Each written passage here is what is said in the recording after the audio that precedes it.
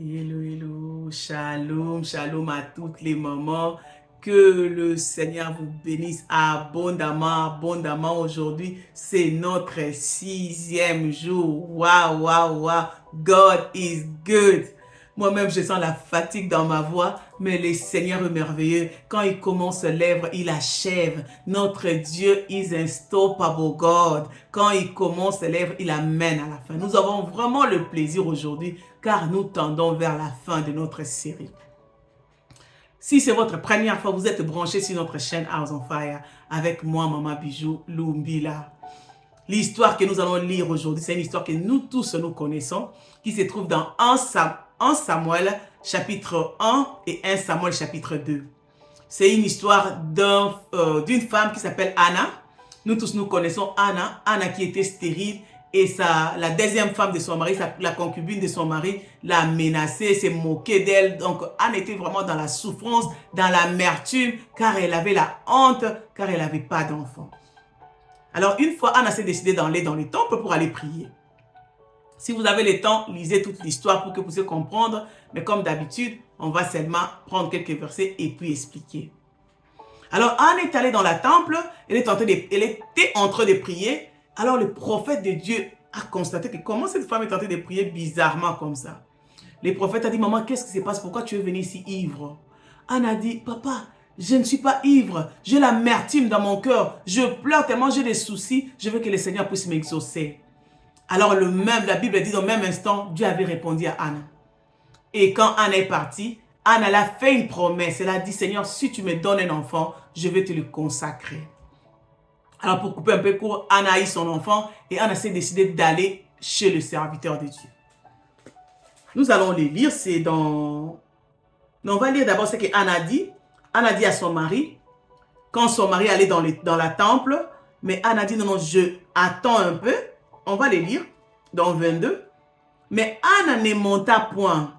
Quand son mari montait dans les temples, mais Anne, elle était restée. Elle a dit, la Bible dit, mais Anne ne monta point et elle dit à son mari, lorsque l'enfant sera sévré, je l'amènerai enfin qu'il soit présenté devant l'Éternel et qu'il reste là pour toujours. Anne a dit, si quand l'enfant va grandir un peu, je vais l'amener pour être présenté dans le temple et pour qu'il reste dans le temple. Maman, aujourd'hui, on va parler l'histoire des enfants, le problème, de situation que nous avons avec les enfants. Maman, je ne sais pas ce qui peut choquer ou bousculer une maman si ce n'est que les problèmes des enfants. Hier, j'étais à la prière, à l'intercession, la maman qui conduisait, elle a dit, tu peux avoir 10 enfants, mais si seulement un de tes enfants a un problème, tu n'es pas en paix, ta vie va être menacée et ta paix, la joie de ta maison va être menacée car l'un de tes enfants n'est pas bien. Alors l'ennemi connaît, pour nous bousculer, il va attaquer les enfants. Pour enlever même notre vie de prière, enlever la paix, enlever l'harmonie dans les couples, il attaque des enfants. Alors Anna savait. La Bible nous dit ici que Anna savait. Elle a promis à Dieu, elle a dit, si j'ai eu cet enfant, je veux te le donner. On va encore continuer à lire. Maintenant, on va lire dans 1 Samuel toujours, chapitre 1, verset 27. Anna dit au sacrificateur, c'était pour cet enfant que j'ai prié et l'Éternel a exaucé ma prière que je lui ai adressée. Aussi, je vais le prêter à l'Éternel. Il sera toute sa vie prêté à l'Éternel et il se prosternera là devant l'Éternel. Anne était en train de dire au prophète, mon enfant, je vais te donner à l'Éternel. Il va rester là, il va servir là, toute sa vie sera dans le temple. Anna savait qu'un endroit où je peux laisser l'enfant pour qu'il soit en sécurité, c'est dans la présence de Dieu. Mon frère, ma soeur, maman, nous parlons des mamans. Maman, toi qui me suis, nous avons tous des enfants. Aujourd'hui, dans ce monde moderne, je ne sais pas là où tu peux dire que tu laisses ton enfant, il est en sécurité. Même à l'école, ce n'est plus sécure. Ce n'est pas vraiment un endroit sécure pour que tu puisses laisser ton enfant. Il y a une vidéo que j'avais fait, c'est dans cette chaîne. Si vous avez le temps, allez regarder les choses qui se passent à l'école. À l'école des enfants, maintenant, il y a des professeurs occultistes. Il y a le mouvement des homosexuels qui ont l'air groupe-là à l'école pour indoctriner les enfants, pour changer les enfants. À l'école, dans l'Internet, les enfants peuvent aller à l'Internet, comment s'enregistrer dans la magie, entrer dans les occultistes, apprendre même la sorcellerie, apprendre des choses juste à l'Internet. Donc, il n'y a pas un endroit que tu peux dire que je laisse mon enfant comme c'était avant à l'école, tu sais que ça va, non. Il y a, même à l'église, il n'y a pas un endroit. Dans des clubs partout, nous amenons les enfants, même dans la maison de Dieu. Moi, j'ai toujours dit, même dans la maison de Dieu, parce qu'il y a des gens, ce n'est pas des anges qui sont dans la maison de Dieu, ce sont des humains. Alors, maman, là où moi et toi, nous pouvons amener nos enfants, c'est ce qu'Anne avait fait dans la présence de Dieu. Elle a d'abord consacré l'enfant et puis lui laisser. J'aime bien comme elle a dit, pour qu'elle puisse être consacrée et laissée dans les temples. Si seulement elle avait amené l'enfant, seulement laissé comme ça, je ne sais pas ce qui allait arriver. Il a voulu d'abord le consacrer à Dieu. Parce qu'il savait que sacrificateur Élie, c'est une personne. Ce n'est pas Dieu, c'est une personne. Il faut d'abord que je puisse consacrer cet enfant à Dieu, et puis je lui laisse avec les sacrificateurs. Regarde ce qui se passe. Anne a laissé son enfant dans cette maison de sacrificateur. Sacrificateur Élie, c'est un grand sacrificateur d'Israël. C'est lui que tout le monde a amené les offrandes, les sacrifices pour lui donner, parce que Dieu lui avait mis là en tant que sacrificateur, un grand sacrificateur. Et toute sa maison, ses enfants, ils étaient aussi des sacrificateurs dans le temple de Dieu. Mais regarde ce qui se passe dans cette maison. La Bible nous dit, nous allons le lire, c'est 1 Samuel 2, verset 12. Les fils d'Élie étaient des hommes pervers. Ils ne connaissaient point l'Éternel. La Bible nous dit, là où Anne avait amené l'enfant, dans la maison des sacrificateurs, les enfants des sacrificateurs étaient des hommes pervers. Ils faisaient des choses impossibles. Ils abîmaient les choses de Dieu. Ils violaient des femmes qui venaient pour faire des sacrifices. Ils faisaient des choses horribles. La Bible veut seulement nous montrer, il n'y a pas un endroit secret que moi et toi on peut amener l'enfant croyant que si l'enfant est là, ça va. Non.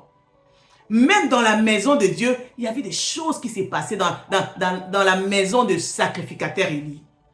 Mais Anne avait compris que j'avais déjà sacrifié mon enfant, j'avais déjà consacré mon enfant à Dieu avant que je lui donne, au serviteur de Dieu. Maman, nous voulons seulement nous voulons seulement qu'on puisse comprendre aujourd'hui que nous devons prier pour nos enfants. C'est tout ce qu'on peut faire. Toi qui as un enfant dans les prisons, toi qui as un enfant dans la rue, dans le drogue, dans des armes, dans la prostitution, toi qui as des enfants qui n'écoutent pas, les enfants rebelles, nous tous, je ne sais pas, une maman qui peut venir ici dire que tout ça va avec mes enfants. Il y a toujours quelque chose que tu vois que non, ça ne va pas. Seigneur, je veux que tu puisses changer ceci dans la vie de mes enfants. Il y a toujours quelque chose.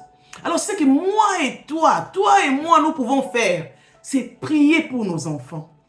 Anne avait fait une prière. Quand Anne a laissé l'enfant chez le sacrificateur Élie, elle a fait une prière. On va les lire. C'est vraiment une longue prière. Ça commence par 1 Samuel chapitre 2 jusqu'à verset 1 jusqu'à 11. Mais nous allons lire seulement deux versets. La Bible nous dit, on va prier. On va lire la prière de Anne. Anne a prié et dit, mon cœur se réjouit à l'Éternel. Ma force a été relevée par l'Éternel. Ma bouche s'est ouverte contre mes ennemis. Car je me réjouis de ton secours. Nul n'est saint comme l'Éternel. Il n'y a point d'autre Dieu que toi. Il n'y a point de rocher comme notre Dieu. Ne parle plus avec tant de hauteur. Que l'arrogance ne sorte plus de votre bouche. Car l'Éternel est Dieu. Car l'Éternel est un Dieu qui sait tout. Et par lui sont pensées toutes les actions. L'arc de puissant est brisé. Et le faible ont la force pour sentir. 5. Ceux qui étaient rassasiés, c'est loup pour du pain. Et ceux qui étaient affamés se reposent. Même la stérile enfante cette fois. et celle qui avait beaucoup d'enfants est flétrie. L'Éternel fait mourir et il fait vivre. Il fait descendre au séjour des morts et il fait remonter. On va d'abord stopper là, dans verset 6. Ça, c'est la prière qu'Anne avait fait. Anne avait compris. C'est que Anne, je ne sais pas la confiance que cette mère avait. Si c'était moi, j'allais être dans la panique. J'avais avoir des soupçons dans cette maison-là. Ces enfants-là, ils font ça, ils font ça. Mon enfant va être abîmé. Mais Anne a été vraiment calme. Tu sais pourquoi Anne était calme? Parce que Anne connaissait le Dieu qui a combattu pour elle quand sa concubine, quand Pénina l'a menacée. Maman, nous devons avoir confiance en Dieu. Je sais que maintenant, les problèmes des enfants, ça amène beaucoup de problèmes avec les mamans. Ça amène des maladies, des tensions, beaucoup de problèmes dans nos santé. Mais nous pouvons croire à ce Dieu qui n'a pas laissé Anne. Son enfant était dans cette maison-là. Samuel vivait dans cette maison-là. Quand il était jeune, il voyait tout ce qui se faisait dans cette maison-là. Mais Dieu n'avait pas laissé Anne parce que Anne était en train de prier. C'est que toi et moi, nous pouvons faire. Que nous continuions toujours à prier pour nos enfants. Ne faut pas arrêter, maman, n'arrête pas de prier. Quand ton enfant est dehors, prie Seigneur, cet enfant-là est à toi. Quand il est dans la prison, Seigneur, cet enfant-là est à toi. Quand il fait des choses, même il est dans les drogues, dans des mauvaises choses dans la rue, il est ton serviteur. Maman, confesse des bonnes choses sur l'enfant. Même il est en train de faire de mauvaises choses. Toi, continue à confesser. Car nous avons vu Anne, elle avait confiance en Dieu. C'est le Dieu qui l'a défendu devant Pénina. Maman, il y aura toujours un jour, moi j'ai toujours dit, il y aura toujours un moment où tu seras devant le défi et tu es maintenant poussé à se souvenir les dieux de l'autre fois. Il y aura toujours un moment dans notre vie que tu es là, tu ne sais pas quoi faire, mais il faut que tu puisses te souvenir des dieux qui m'ont secouru. Ce Dieu-là est vivant. Quand Moïse est allé vers Pharaon, quand il s'est présenté, Pharaon dit, qui t'a envoyé? Moïse s'est souvenu maintenant que les dieux que j'ai rencontrés dans la montagne, les dieux du buisson ardent, c'est les dieux qui m'ont envoyé. Maman, il y aura un moment où tu seras devant ton pharaon et il te demande qui t'a envoyé. La situation des enfants, ça vient tellement au devant de toi et ça te demande qui t'a envoyé? Pourquoi tu veux me stopper? Moi, je vais détruire la vie de cet enfant. Mais tu vas rappeler cette situation en disant que je connais les dieux de ma vie. Je connais les dieux que... Maman, nous tous, nous avons des témoignages.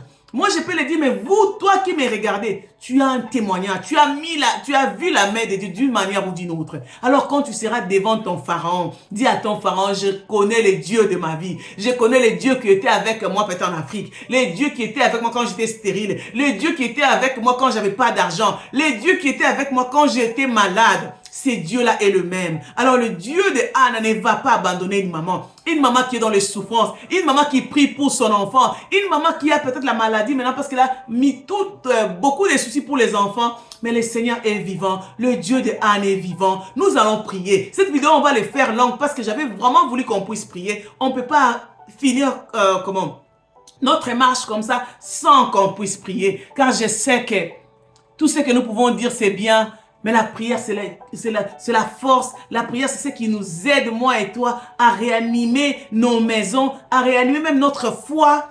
Parce que des fois, il y a les problèmes des enfants qui nous affaiblissent et on ne sait pas comment prier. Chers amis, dans la présence de Dieu, maman, si tu es dans la voiture où il n'y a pas moyen que tu puisses fermer tes yeux, ce n'est pas un problème. On peut prier même avec les yeux ouverts. Mais connecte tellement ton cœur. Amène ton cœur dans la prière. Amène ton cœur dans la prière. Amène ton cœur dans la prière. Car quand on prie, c'est le cœur qui prie en fait. Car la Bible dit quelque part, on ne sait même pas quoi prier. Ce qui veut dire, nos paroles, it doesn't really matter what we say, but what we think in our hearts. Ce qui parle plus devant Dieu, c'est la disposition de nos cœurs et la foi et l'envie que nous avons pour que Dieu puisse changer les situations. Alléluia. C'est kabayaka. Tozo bondelo nzambe malam. Yahweh moko kisabila. Seigneur, nous t'invoquons en ces lieux. Cher Saint-Esprit, nous t'invoquons. Nous t'invoquons. On ne va pas faire une longue prière, mais nous allons seulement invoquer la puissance du Saint-Esprit. Que toute personne qui sera connectée soit connectée à cette puissance. Ça va lui aider à continuer à prier même lui-même.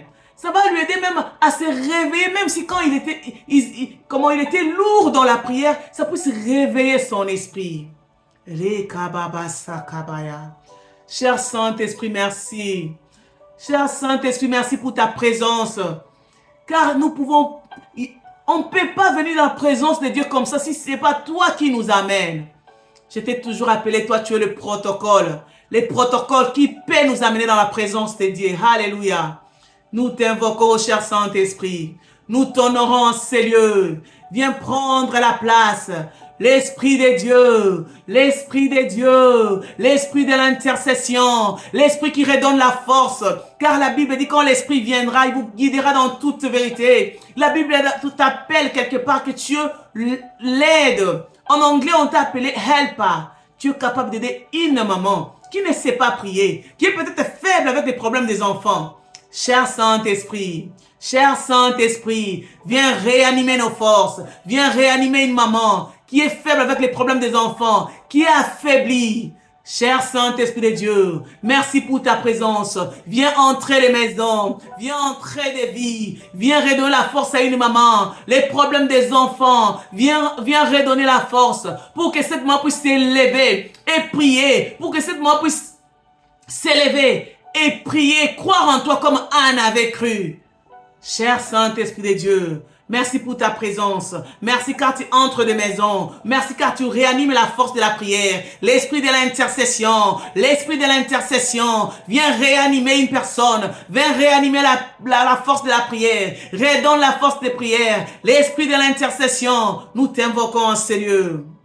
Rekabaya kabo senda. Nzambe malamu, merci. Merci pour ta présence.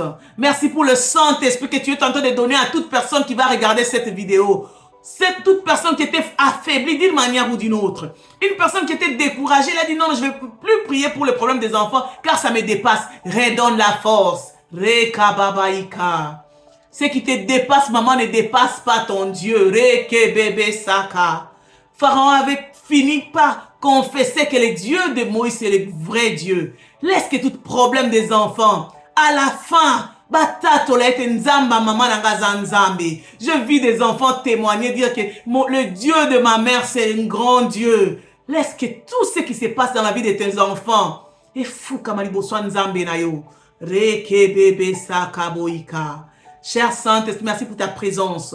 Entre, un vent est pétué à toute maison qui est connectée. Moupe pas sika. Oh, mais ma vie à prière. Oh, ma vie à intercession. Oh, ma vie à sanctification. Moupe pas sika. Oh, cher Saint-Esprit, il n'y a que toi qui peux faire une maman faible que j'étais. Na koko bonde la pona bana. Rekaba seka. Bon, nous avons collé la bine habité. Non, ça, ni, nous avons ça, ni. Mais Seigneur, je sais maintenant ce que je peux faire. C'est prier. Car Anne avait prié. Bébé Saka. On ne peut pas faire cette vidéo longue. Seigneur, merci. Merci pour tout ce que tu as fait. Merci car tu vas continuer avec quelqu'un. Tu vas continuer. Tu vas faire des vidéos, des intercessions. Maman, restez connectés. Partagez. On va commencer à faire des vidéos d'intercession. On va intercéder pour les enfants. On va intercéder pour nos maris. On va intercéder pour nous-mêmes. Que le Seigneur vous bénisse.